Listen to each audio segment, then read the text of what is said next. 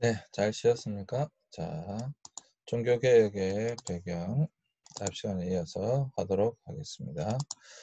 자, 종교개혁의 배경 앞 시간에 첫 번째는 르네상스 운동. 제일 중요한 게 르네상스 운동입니다. 네, 종교개혁에 가장 큰 영향을 끼친 것은 바로 르네상스 운동이다. 꼭 기억하셨으면 좋겠고요. 두 번째가 이제 신학적으로는 후기 스콜라주의다라고 하는 것입니다. 특별히 루터가 윌리엄 오캄의 신학에 영향을 많이 받았어요. 자, 세 번째 교회 일체화 개혁을 위한 공의의 운동이 일어났다. 십자군 전쟁 이후 교황권은 약화되고 왕권이 강화되어졌는데 프랑스 국왕은 1309년 1377년 사이에 교황청을 아비뇽으로 옮겨놨습니다. 지금 바티칸이 아니고 아비뇽으로 옮겨놨습니다. 이 기간을 교황청의 아비뇽 유수라고 부르는데요. 70년 후에 교황청은 로마로 돌아왔지만 교황청은 로마 교황청과 아비뇽 교황청으로 분열되었습니다. 또는 교황의 숫자도 2명 혹은 3명이 되기도 했습니다. 그러한 분열은 약 40년간 지속되었습니다. 그래서 그 과정에서 세속 군주들과 교회 지도자들은 교회 일체화 개혁을 위해 공의회를 개최하게 됩니다. 그래서 콘스탄틴 공의회에서 3명의 교황을 해임하고 1명의 교황을 선출했습니다. 근데 이러한 것들이 있었지만 어쨌거나 공의회 운동은 교회를 통일시키긴 했지만 교회 개혁은 성공하지 못했다. 무엇을 이야기하는가 하면 사람들이 이러한 모습을 보았을 때 교회 일치와 개혁에 대한 운동이 일어났고 공의회 운동이 일어났고 해서 이러한 것을 하다 보니까 너무도 안타깝게도 교회의 힘이 많이 약화된 상태였다라고 하는 거예요. 또 사람들의 인식이 교회에 대해서 부정적인 인식을 많이 가지고 있었다라고 하는 것입니다. 개혁을 하려면 여러분 개혁 대상자가 문제가 있어야 개혁을 할 거 아닙니까? 그렇죠? 그러니까 개혁 대상자가 어떤 문제를 가지고 있는지 그것을 누구나 다 알 수 있는 그런 문제들을 이제 교회가 그때 가지고 있었다라고 하는 것이죠. 그랬을 때 뭐 사실 뭐 모든 게 다 모든 사람 다 마찬가지지만 새로운 세계에 대한 새로운 신앙에 대한 열망이 여러분 강하게 일어나지 않았겠습니까? 지금 한국 교회도 마찬가지죠. 굉장히 그런 새로운 것에 대한 열망이 굉장히 강하죠. 사실. 네. 그러한 것들을 이야기하고 있는 거죠. 어떤 새로운 세상에 대한 열망, 새로운 세계에 대한 열망, 그러한 것들에 대한 것이 굉장히 강하다라고 하는 것입니다. 그래서 교회 일체화 개혁을 위해 공의회 운동이 일어나긴 했지만 사실 이것이 종교 개혁으로 연결되지는 못했죠. 그렇지만 이러한 일들이 계속해서 있어 왔다 라고 하는 것입니다. 다시 말씀드리지만 종교개혁은 마틴 루터라고 하는 어떤 한 사람에 의해서 성공한 것이 아니고요. 이러한 굉장히 많은 배경들 속에서 나오게 된 거예요. 자, 그 다음 또 그 다음에 교회의 부패가 교회가 굉장히 그때 부패했기 때문에 신비주의 운동의 활성으로 이어졌습니다. 무슨 말인가 하면 이 신비주의라고 하는 것이 다른 게 아니라 교권을 벗어나 하나님과 개인의 직접적인 만남과 접촉을 가능하게 했다. 자, 이게 굉장히 중요한 것인데 지금 로마 가톨릭 교회에서는 지금도 여기에 하나님 계시면 이제 성도가 있으면요.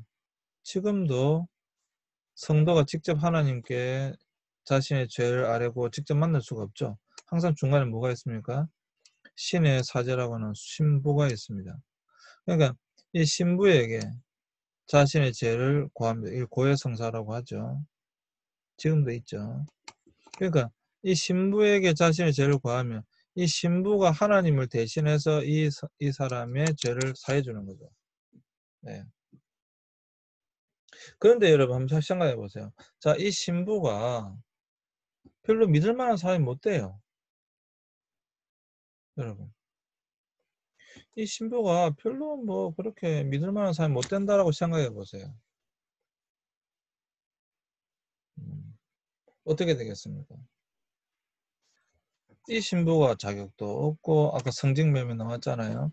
자격도 없고 뭐 엉뚱한 소리는 하고 오히려 또 도덕적으로도 오히려 이 성도보다도 더 못된 짓을 많이 하고 그러한다고 했을 때 당연히 이 신부를 통해서 하나님 앞에 자신의 죄를 고백한다라고 하는 것이 사실 싫겠죠. 그렇지 않겠어요? 이게 이제 교회의 질서라고 하더라도 싫지 않겠습니까?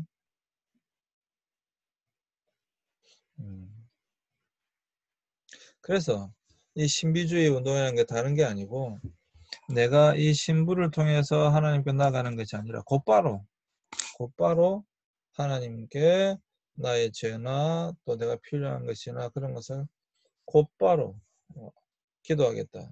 곧바로 직접적으로 신과 만나겠다라고 하는 거죠. 그래서 여러분 보시면 우리 개신교는 지금 어떻습니까? 이 신부의 역할이 없습니다. 목사가 이 중간에 있어서 성도들의 이야기를 듣고 하나님 이렇게 물론 기도는 하지만 그걸 중보 기도는 하지만 중보 기도로 가는데 중보 기도는 하죠. 당연히 중보 기도는 하지만 성도들이 개신교에서는 곧바로 하나님께 기도하죠. 네, 그렇죠. 그러니까요. 이것은 굉장히 중요한 차이죠. 네, 굉장히 중요한 차이입니다. 이 한 가지 차이만 하더라도 사실 엄청난 거예요. 종교개혁자들은 어떤 신부의 어떤 사제의 목사의 권한이 아니라 곧바로 하나님께 우리는 하나님의 자녀이기 때문에 성도이기 때문에 곧바로 하나님과 대화할 수 있다. 이렇게 되어진 거죠. 그래서 루터는 어린 시절에 독일에 전파되었던 새로운 경건운동의 영향을 받은 교사들로부터 교육을 받았고 신비주의 전통 안에서 기록된 독일 철학에 큰 영향을 받았다. 그래서 독일 신비주의자들 가운데 타울러를 통해 루터는 믿음을 인간의 공로가 아니라 전적으로 하나님의 선물이라고 하는 결론에 도달하게 된다. 네. 이런 것을 그래서 바로 신비주의, 사실 이름을 신비주의 운동이라고 붙인 거죠. 그게 맞는 거죠. 신비주의 운동하면 우리는 뭔가 좀 부정적인 그런 인식이 좀 있어요, 사실. 왜 이단도 많기 때문에. 근데 부정적인 인식이 사실은 많이 있는데 하나님과 직접 이렇게 교통한다라고 하는 그 때문에 신비주의 운동이라고 하는 것이지 사실 뭐 맞는 것이죠. 다섯째, 이것도 여러분 종교개혁에 굉장히 큰 하나의 이것 때문에 어떻게 보면 성공한 것일 수도 있는데요. 유럽의 각 국가들 안에 성장하고 있었던 민족주의 운동입니다. 로마 카톨릭 교회를 약화시킨 이유가 루터는 교황청의 영향에서 벗어나려는 독일 영주들의 지원과 보호를 받았다. 종교개혁은 단순히 하나의 종교적인 개혁뿐만 아니라 정치, 경제, 사회, 문화 모든 분야에 걸쳐서 유럽 사회를 뒤바꾼 거예요. 이제 중세를 몰락시킨 거거든요. 이로 인해서 중세가 몰락하고 이제 근대로 가게 되는 것인데, 중세의 몰락. 그러니까 종교개혁은 단순한 뭐 하나의 어떤 그런 것이 아닙니다. 사실 엄청난 사건이었어요. 엄청난 사건이었습니다. 종교개혁은. 근데 이때 유럽이라고 하는 것은 모두 교회가 탁 장악을 하고 있었습니다. 정치적으로도 그렇고요.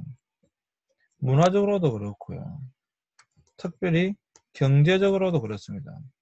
면제부 판매 말씀드렸다시피 이 면제부라고 하는 이 판매가 독일 총 생산 모든 돈의 50%가 다 이 로마 교황청으로 들어갈 정도였으니까 엄청난 거죠, 사실. 엄청난 거죠. 지금도 여러분 본래 로마 가톨릭 교회는 한국에서 어떤 교회가 헌금을 하잖아요. 그럼 본래는 로마 교황청으로 들어갔다 나와야 됩니다. 철저하게 그래 되어 있습니다. 근데 지금은 이제 그래서 사실 지금 프란치스코 교황이 뭐 매번마다 마찬가지지만 지금 프란치스코 교황도 교황으로 선출되고 난 이후에 제일 먼저 개혁하려고 했던 것 중 하나가 이 로마 가톨릭 교회 로마 교황청 그 바티칸의 그 교황청의 그 돈의 흐름을 좀 더 투명하게 하고 바르게 하겠다. 뭐 이런 거 있잖아요. 왜? 블랙머니가 제일 많은 데가 로마 교황청이거든요. 사실 블랙머니를 만들기가 제일 좋잖아요. 사실 아무도 모릅니다. 얼마만큼 돈이 들어갔다가 얼마만큼 돈이 나오는지 아무도 모릅니다. 그게 왜냐하면 본래는 공식적으로는 전 세계 모든 로마 가톨릭 교회 돈은 다 로마 교황청으로 들어갔다가 다시 나와야 돼요. 근데 그렇게 하면 너무 힘들겠죠. 모든 돈이 다 들어갔다 나와야 되니까. 그래서 이제 서류상으로만 들어갔다 나오는 것으로 하고 실제로 돈이 갔다 왔다 하진 않습니다. 필요할 때는 물론 뭐 보내야 되지만 그렇기 때문에 이 블랙머니를 계속 만들어낼 수 있는 게 로마 교황청이에요. 사실 돈이 얼마나 들어갔다가 얼마나 나오는지 아무도 모른다니까요.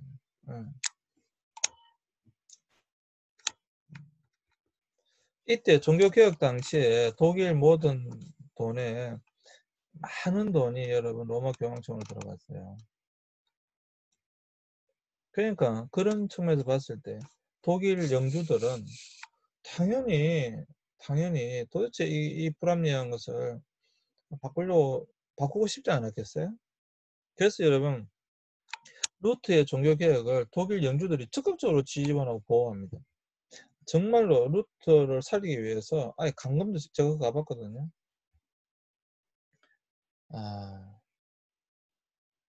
루트는 그 성에서도 꼭대기 방에 정말 조그마한 방에 1년 동안 갇혀 있었어요.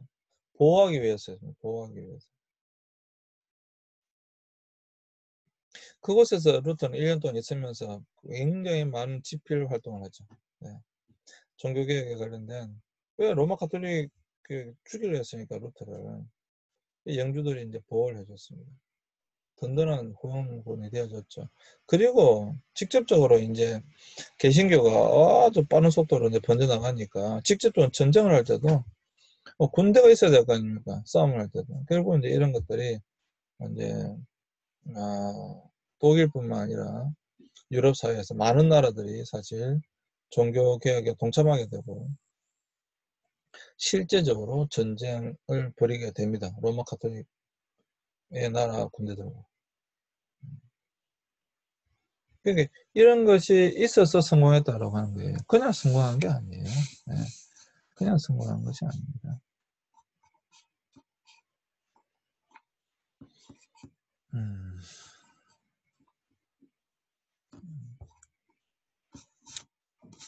자, 6번째 마지막 14세기 15세기에는 과학이 발달하고 도시가 번창했다.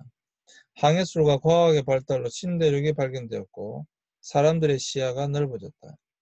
종교개혁 사상이 급속히 전파될 수 있었던 것은 과학적 발전, 특히 인쇄술의 발달을 좀 보자. 자.